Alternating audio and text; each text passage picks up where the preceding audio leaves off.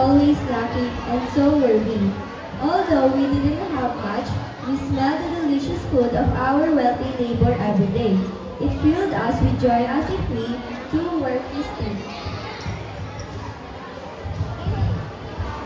Look at them, laughing and growing hungrier every day while my children grow weaker. It's not fair. Bigay mo yung mic. You've been stealing the aroma of our food. Your laughter is too loud, and you help us improve at our expense. We're taking you to court. Prepare to pay. Father laughs hard. Pay for the aroma? Will this don't be interesting? Scene 3, the courtroom, the court seat. The judge, seated at the desk. Father and the neighbors stand before him. The narrator watches from the side.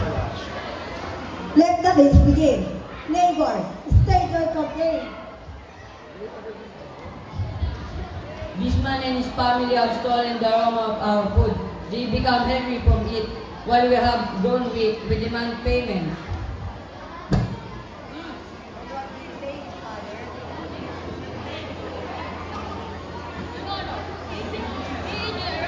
Pindutin mo.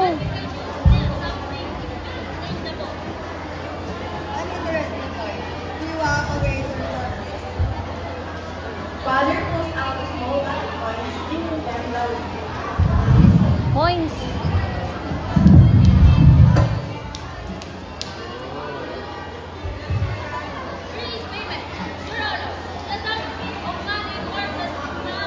The courtroom erupts with laughter. Even the judge smiles. Walang lasa. Case dismissed. At labor solution in case. Scene 4, the celebration. At the home, the family celebrates.